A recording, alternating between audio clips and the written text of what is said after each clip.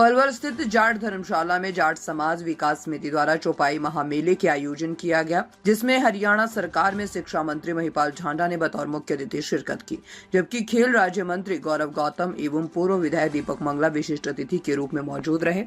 इस दौरान शिक्षा मंत्री महिपाल ढांडा ने जाट समाज विकास समिति द्वारा आयोजित इस चौपाई महामेले कार्यक्रम की जमकर सराहना करते हुए कहा कि इस तरह के आयोजनों से हमारी आज की पीढ़ी को अपनी संस्कृति को पहचानने में मदद मिलती है। इस दौरान महिपाल ढांडा ने नीट की रद्द हुई परीक्षा को लेकर पूछे गए सवाल के जवाब में कहा कि उस पर जांच चल रही है और जांच के बाद ही कुछ बताया जाएगा। अभी इस पर किसी तरह की टिप्पणी नहीं करेंगे। हाल ही में घोषित हुए 10वीं और 12वीं परीक्षा के परिणामों को लेकर कहा कि 2013-14 में पास परसेंटेज 48% था, लेकिन भाजपा की सरकार ने इसके लिए व्यापक कदम उठाए और उसी का परिणाम है कि आज सीबीएसई और प्राइवेट स्कूल की तुलना में हम लगभग बराबर हैं। अब केवल मामूली अंतर है।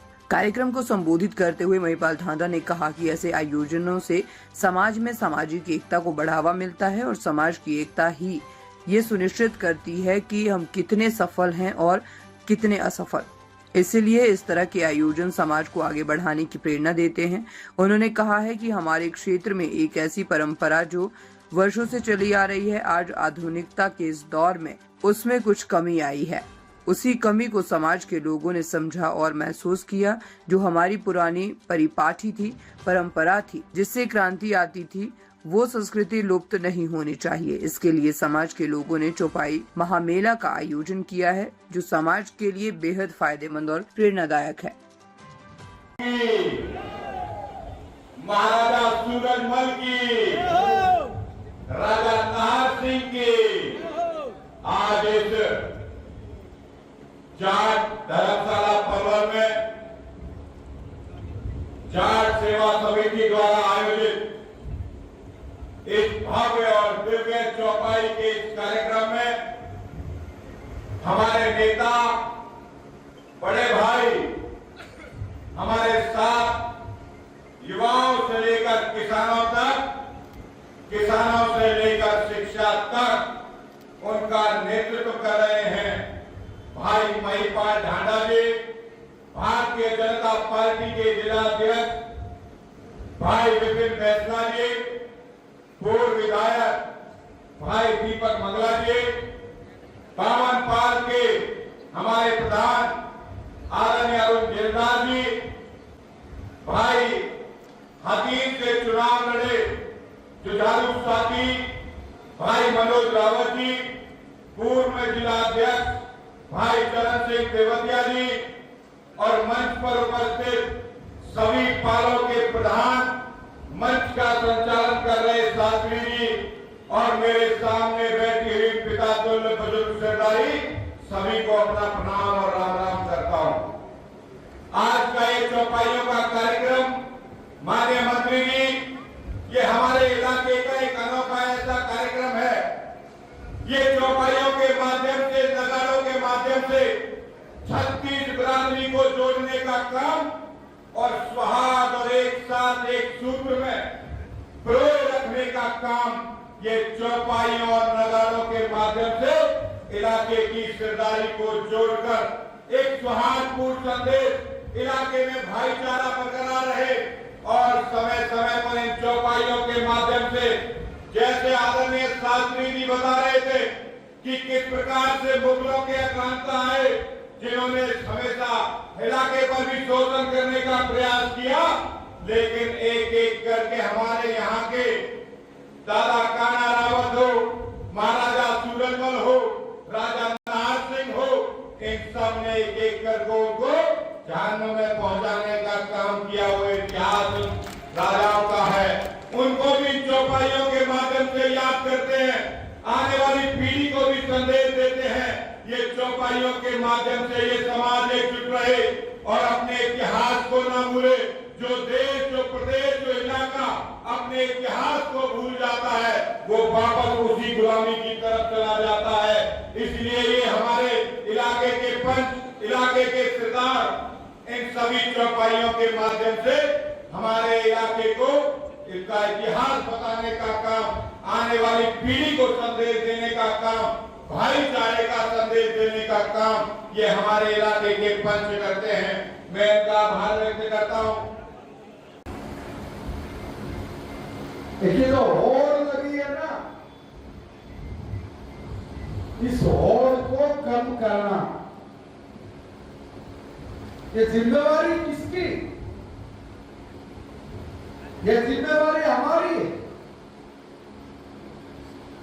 समाज ने आप में से, हम में से लोगों को चुन के भेजा है, विश्वास जताया कि समाज एकता के सूत्र में बंधा रहे, समाज टूटना नहीं चाहिए, समाज समृद्ध बनना चाहिए।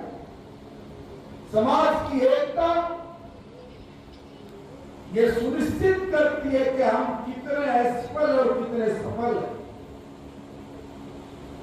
हम लोगों के लिए जरूरी है कि हम आज का अपना माहौल वो कैसा है, उस माहौल में हम कहां टिकते हैं,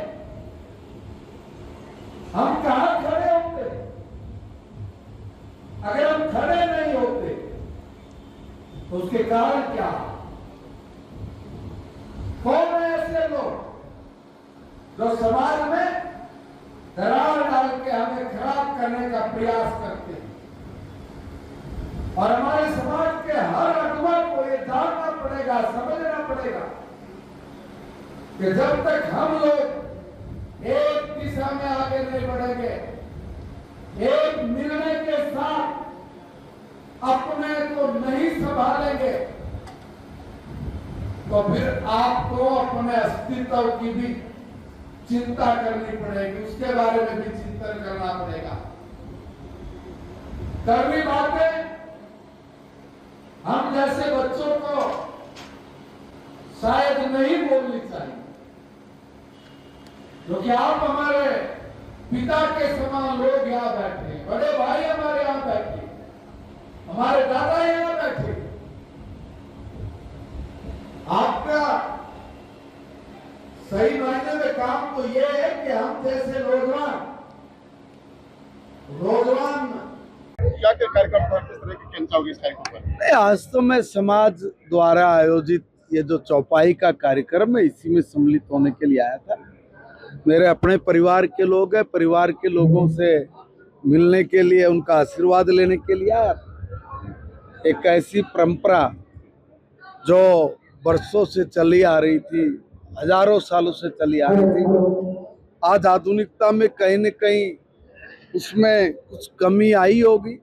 उस कमी को समाज के लोगों ने समझा, जाना, परखा और ये ध्यान रखा कि भी हम लोग जो हमारी पुरानी परिपाटियां हैं, परंपराएं हैं, जो अपनाने से हमारे अंदर क्रांति आती थी, हमारा खून जो हुंकारे मारता था, हमें कुछ करने की प्रेरणा देता था, हमें हर पल हर सिचुएशन में तैयार रहने की, जिससे हमें मिलती थी एक ऐसी खुशी और एक ऐसा संस्कार, वो लुप्त नहीं होना चाहिए, वो जिंदा रहना चाहिए। उसके हमारे समाज को फायदे ही फायदे होंगे। तो वो जो संस्कृति हम लोग थोड़ा कम कर गए थे, भूलने वाली सिचुएशन में जा रहे थे, उसको पुनर्जीवित करना, उसको फिर से मजबूत करना, इस दिशा में जो समाज ने कार्यक्रम रखा, उस कार्यक्रम में मुझे भी और भाई गौरव गौतम जी को भी,